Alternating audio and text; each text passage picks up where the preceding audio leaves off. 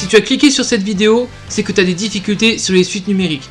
Et justement, cette vidéo est faite pour toi. Nous allons voir dans la partie 1 les généralités sur les suites numériques. Vous êtes prêts? À vos maths.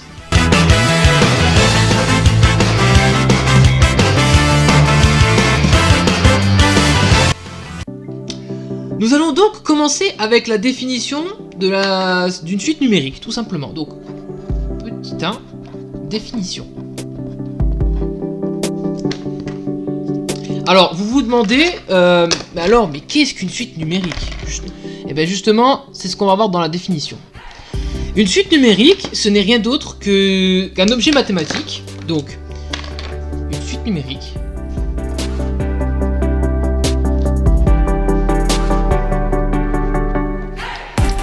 est un objet mathématique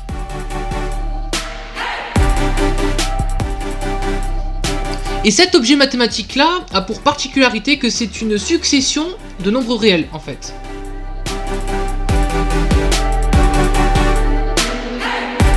Une succession de nombres réels.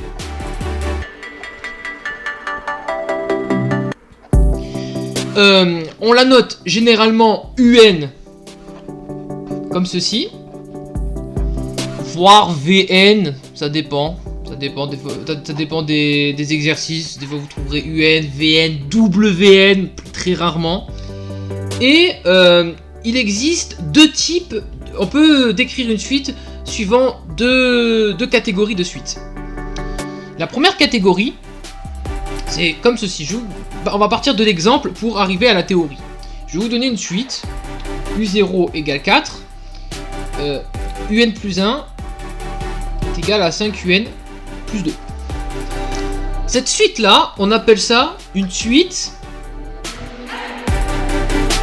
récurrente.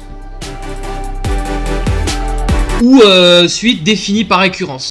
Donc, on a le premier terme U0 égale à 4. Donc, en fait, une suite par récurrence, elle se définit comment? Elle se définit avec un premier terme, donc U0, U1, U2, etc.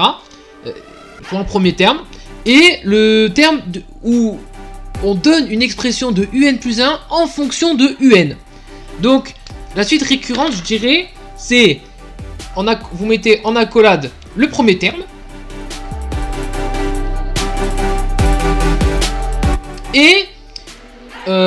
une espèce de fonction de UN qui est égale à UN plus 1, si vous voulez. Ça, c'est le premier terme.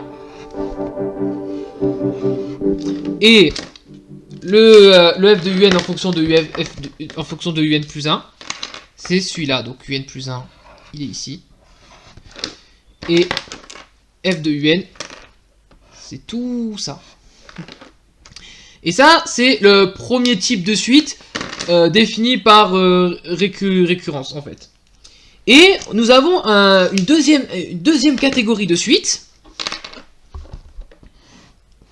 Alors, je vais vous donner un exemple. Par exemple, je vais prendre la suite UN est égale à 3 puissance n fois 2 plus 1. Vous voyez bien que c'est pas pareil. Ça, c'est ce qu'on appelle une suite explicite.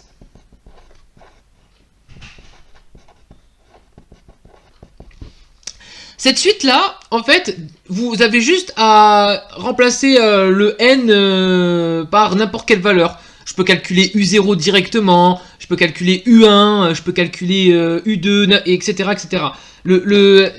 Cette expression-là, pour calculer, par exemple, U100, elle est beaucoup plus rapide que celle-ci. Parce que celle-ci, il faudrait faire 99 fois 5UN plus 2 pour justement arriver à U100. Et en fait, si vous voulez, c'est un f de n est égal à un en fait. Avec un, c'est ça. Et f de n, c'est ça. Et, ah oui, j'ai pas précisé, hein, mais les fonctions, bon, elles sont différentes et f, c'est la fonction qui a...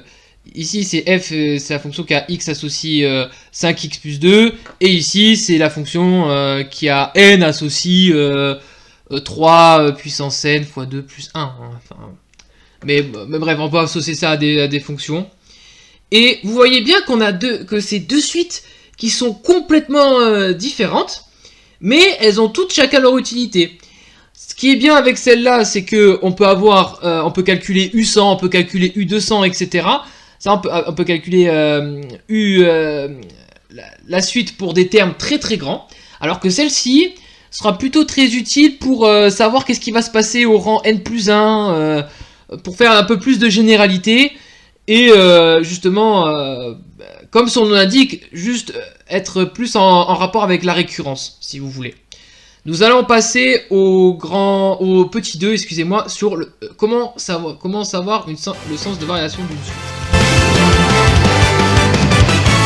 Nous allons maintenant nous intéresser au sens de variation d'une suite. Donc, petit 2, sens de variation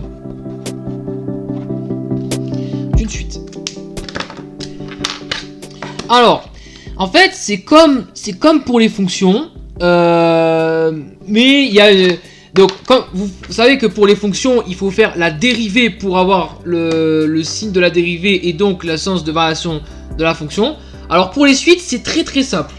Les suites, il faut étudier le signe de un plus 1 moins un. Et on va voir les trois cas sur le signe de un plus 1 moins un.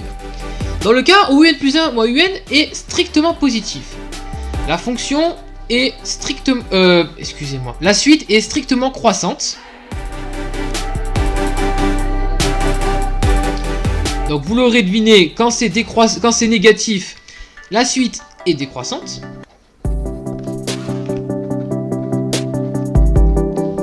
Et quand c'est égal à 0, la suite est constante.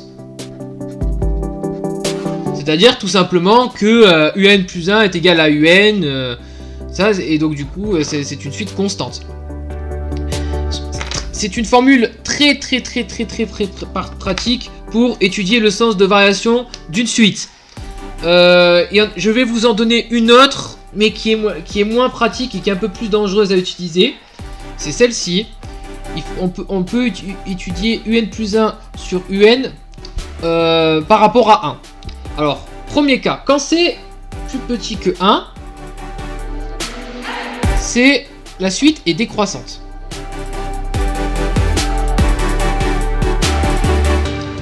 Et quand c'est plus grand que 1,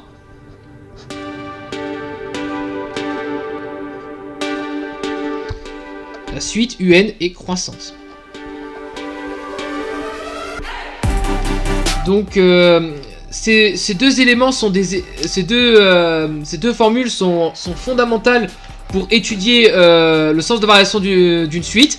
Encore une fois, je préfère que vous appreniez celle-ci parce que celle-ci est très utilisée et très demandée pour vos contrôles ou pour vos bacs, et même par la suite ça peut vous servir. Celle-ci elle peut être très astucieuse mais beaucoup plus dangereuse à utiliser, mais c'est bien de le savoir aussi par la suite. Avant de conclure cette vidéo, je vais vous poser une question. Donc regardez bien cette suite, donc un plus 1 est égal à un plus 4. Je vous demande maintenant de trouver son sens de variation. Donc donnez-le moi dans les commentaires et moi je vous dis si c'est juste ou c'est faux. Si ça vous a plu, n'hésitez pas à lâcher le petit pouce bleu, le petit abonnement sur la chaîne YouTube, c'est au carré. On se retrouve justement pour la partie 2 qui va concerner les suites arithmétiques. Sur ce, prenez soin de vous.